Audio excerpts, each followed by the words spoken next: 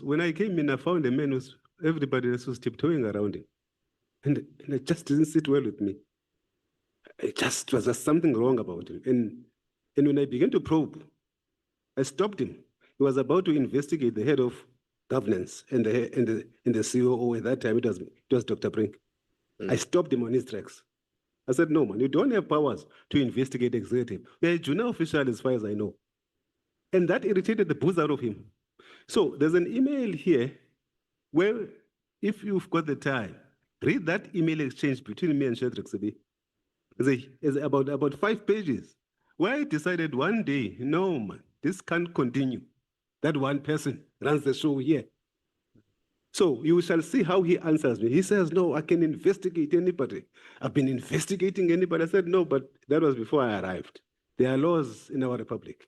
All of us, we must comply with them. So it's there, you'll find just I'm tired right now. I can't even point to where this thing is, but it's in the bundle. Thanks.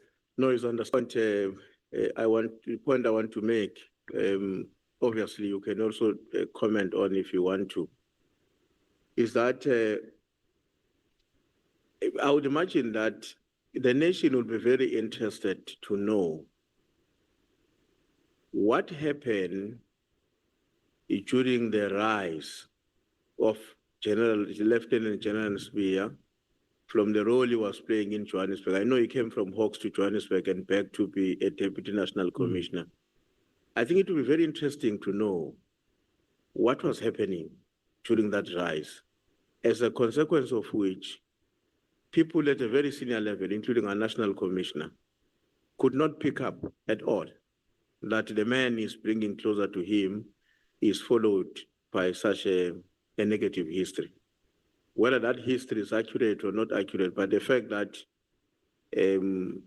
so many things, as we have uncovered, have happened which are negative, and in my own view, to a larger extent, do leave a stain on the reputation of our second in command, because a Deputy National Commissioner is equivalent to a second in command in the context of the police. So what is bothering me is what message does it communicate about the systems, processes, and the security alertness when decisions are made to appoint people at that senior level? Yes. That's what frightens me, because it suggests that if anything we've heard about Lieutenant General Sibiya were to be confirmed to be true tomorrow, it therefore means that unless something very drastic is done, we may wake up one day as a country having a national commissioner who is the convener of national criminals in the country. That's the observation one is making. If anything we've heard about the man is anything to go by, from General Mkonazi, from you, from Kumalo, and others, it worries me. I don't know if you want to make a comment, and that's my last comment. Thanks. Yeah, look, the one thing that I can say, and I said this to the evidence leader, there are 2 allegations that I'm making about General Sibiya. One, I'm saying he's a prima facie fugitive from the law. That's the first allegation I'm making. The second one, when you look into what my reports were saying to the ministers, the second one is that he's a serial lawbreaker. You corner that fellow, you cornered him here. What did he do? He lied. No, Mesule appointed somebody with a health qualification in HR. Unprovoked. He lies. No, that fellow was fired some ways, too corrupt. That's how he does things. Had I not discovered, Honorable Chief Whip, that there are people who are digging data about me in the Eastern Cape, you would have seen an article from a newspaper saying that there's this corrupt official in the city of Johannesburg. He plays dirty. So that's the Deputy National Commissioner that General Masemula appointed. And this thing of a National Commissioner who sits somewhere and decides who's going to be the Deputy National Commissioner on his own, that's in a criminal justice system.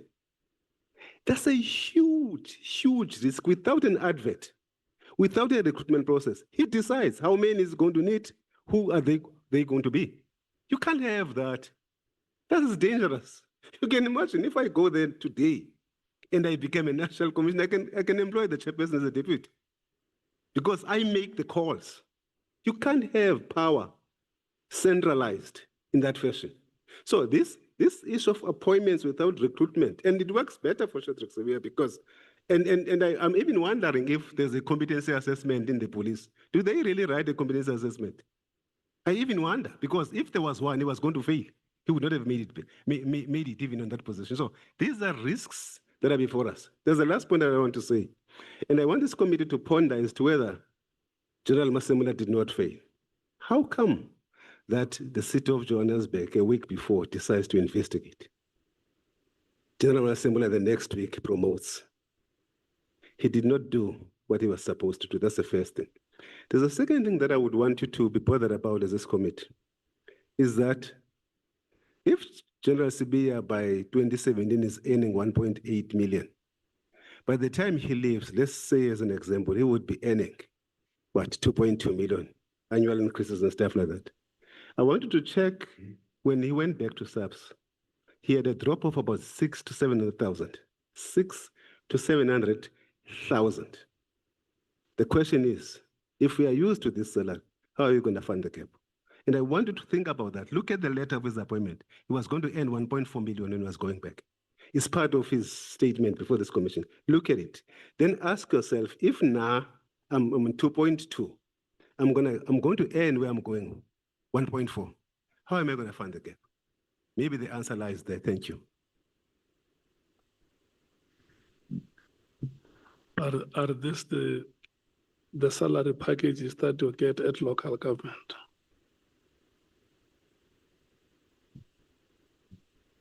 I qualify. I've gone to school. Mr. Mlandu, Chairperson. if you were to appoint me, will it be a problem? I'm qualified. You can give yourself a title if you want to. Tell me, are you, where you are sitting, are you convinced that the evidence that you have presented here can help us to make a determination whether General Sibiya lied under oath? Both him and General Cel, they lied here under oath, and I've provided you with that evidence. That's supposed. What I want is the adequacy of the evidence that you presented here. Are you convinced that it is adequate for the committee to determine that some of the witnesses that were here lied under oath? Yes, Chairperson, it is adequate. Oh, okay. Yes, because if you say I employed somebody with a health qualification and I produce a degree, then that's a clear lie. Oh. And then in your opening statement, you said that the evidence you present shows that the appointment was fraudulent. How fraudulent was, besides going to, yes, to the, was the post advertised? No. The one of the head of department, no. There was no advert. Yes, it was by declaration. I am a commissioner and you become. And then you say the interviews happened today and the appointment letter was issued out the following day. On the junior position of unit head, yes, the interviews were today. The appointment letter issued the following day. Then a week later, you go for competence assessment. A week later, you fail it. So the competency assessment happened after the appointment letter has been issued. Exactly. And then from there, 2 months later, he was a group head. Exactly. And then a month later, he gets the delegations of a group head. So the powers to operate as a group head in March. In March. Yeah. Then in July, he creates his own job description, he creates it, and then in September, he gets a salary of a group head. Okay. No, it's fine. Is your hand up? Oh, okay. Okay. Suggests that there was an investigation that was done against you for the employment of a deputy director. And it said that this employment was irregular. And General Sibiya suggests that your obsession with him has something to do with the fact that there was this internal investigation against you. So my question is there any merit to the allegation made by General Sibiya?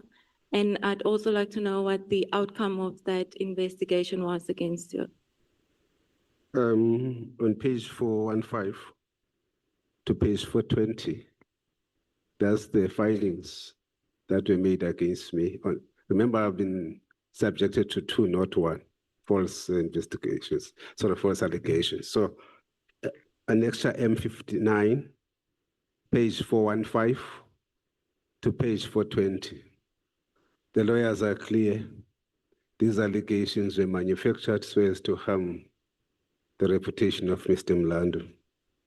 Then I refer you on M63 on page 438 to page 439.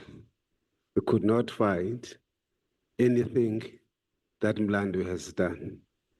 And that's basically it in the city of Johannesburg. And I think I've referred to some in the Fraudulent was ever since I've arrived in the city of Johannesburg, there's no day where General Sibiya was not investigating me. One day I've employed my cousin, the other day I have not finished my qualification. I was even investigated by Sibiya for not having matric. So they change every month because they need to get something about Mesut.